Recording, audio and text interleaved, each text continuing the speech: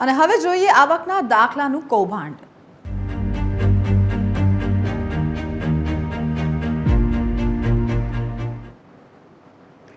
નર્મદા જિલ્લામાં આરટીઈનો લાભ લેવા માટે બનાવટી આવકના દાખલાઓ કાઢી આપવાના મોટા કૌભાંડનો પર્દાફાશ થયો છે। આ બાબતે નાંદોદ તાલુકાના ભદામ ગામ કુવા ભચરવાડા બોરીદ્રા ગ્રુપ ગ્રામ પંચાયતના તલાટીઓએ રાજપીપળા પોલીસ મથકમાં મુખ્ય આરોપી દર્પણ પટેલ સહિત 5 સામે ફરિયાદ નોંધાવી।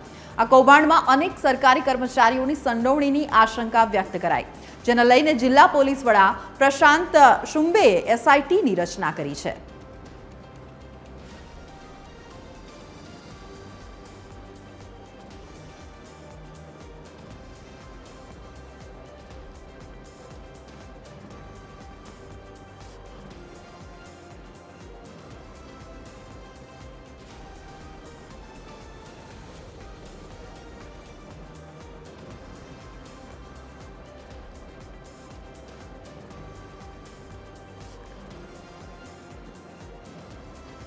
તો જે રીતે આખું કૌભાંડ સામે આવ્યું અને આ કૌભાંડ કેવી રીતે આચરવામાં આવ્યું ગ્રાફિક્સના માધ્યમથી સમજવાની કોશિશ કરીશું કે નાંદોદના ભદામ ગામમાં તલાટી સરપંચના ખોટા જે સિક્કા છે તે બનાવવામાં આવ્યા હતા અને જે આ કૌભાંડ છે તે આચરવામાં આવ્યું। મુખ્ય આરોપી દર્પણ પટેલ, જેને જોઈ શકો છો, એ સરકારી રાશનની પોતાની દુકાન પણ ધરાવે છે। અનેક લોકોને ખોટા આવકના દાખલા બનાવીને આ દર્પણ પટેલ છે તે આપતો હતો, ભરમાવતો હતો અને આ રીતે આખું જે કૌભાંડ છે તે આચરવામાં આવ્યું છે। લોકોએ દાખલાના આધારે આરટીઈ હેઠળ મફત શિક્ષણ મેળવવા માટે અરજીઓ પણ કરતા હતા। જે રીતે આખું જે કૌભાંડ છે તે આચરવામાં આવ્યું છે તે સામે આવ્યું છે।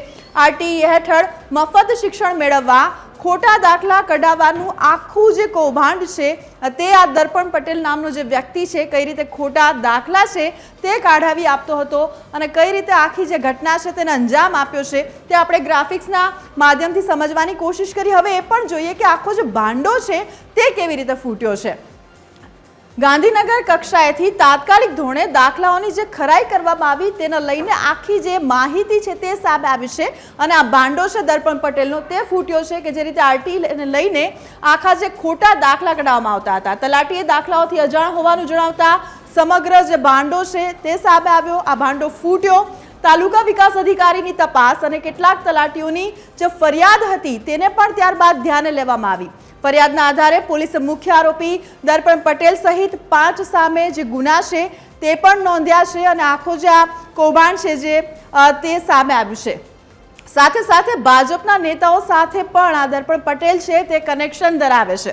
મુખ્ય આરોપી દર્પણ પટેલનો પરિવાર રાજકીય વર્ગ ધરાવે છે, રાશનની દુકાન ધરાવે છે, ખોટા દાખલા અને સિક્કા મારી આપતો હતો। તેના કાકા દિનેશ શિવલાલ પટેલ એપીએમસી રાજપીપળાના ચેરમેન છે તેવું પણ સામે આવ્યું છે। સાથે સાથે પૂર્વ નર્મદા જિલ્લા ભાજપ પ્રમુખ ઘનશ્યામ પટેલ સાથે પણ દર્પણ પટેલ નજીકના સંબંધો ધરાવે છે તેવું પણ તપાસમાં સામે આવ્યું છે।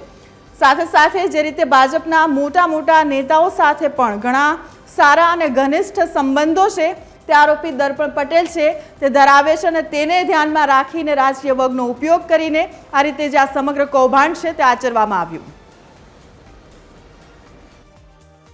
સમયસર તપાસ થવી જોઈએ, નહીં તો શું સમય વીતી ગયા પછી તપાસ કરશે તો ઘણા બધા પુરાવા નષ્ટ થઈ જશે। એ આજની સંકલનની મિટિંગમાં બહુ ભારપૂર્વક મેં કહ્યું છે કે કાયદેસરની ઝડપથી કાર્યવાહી થવી જોઈએ અને કોઈની પણ બચાવવા માટેની જે ભલામણ એને ધ્યાનમાં નહીં લેવું જોઈએ। દેશ ગુજરાતના માનનીય મુખ્યમંત્રી ભૂપેન્દ્રભાઈ પટેલની સરકારે ગાંધીનગરથી પકડી છે તો એમાં કોઈ પણ પડદો પાડવાના કે બચાવવાના કોઈ પ્રયત્ન ના કરે અને જે પ્રકારે કેટલાક લોકો બચાવવાના પ્રયત્નો કરી રહ્યા છે એને આવનારા દિવસોમાં खुला पाड़ीशुं। अभी जो एसआईटी की कामगिरी चल रही है उसके अंतर्गत हमने जितने भी डॉक्यूमेंट्स जो हमारे सस्पेक्टेड ऑफिसेज हैं जिनसे इशू करे गए हैं इनकम सर्टिफिकेट, वो सारे के सारों की चकासनी के लिए हर जो सर्टिफिकेट इशू हुआ है उसकी जो ओरिजिनल कॉपी है एंड जो जिन लोगों को इशू हुए हैं उनके पास जो कॉपी है उन सबको हमने मंगाया गया है। हम एक डॉक्यूमेंट को वेरीफाई कर रहे हैं कि वो डॉक्यूमेंट ओरिजिनल है या नहीं है। अगर नहीं है तो जो भी व्यक्ति ने उसका प्रयोग किया है या उसको बनाने में उसका कोई रोल है उन सबको हम इस एफआईआर के अंतर्गत हम अपराधी के तरीके से ट्रीट करेंगे।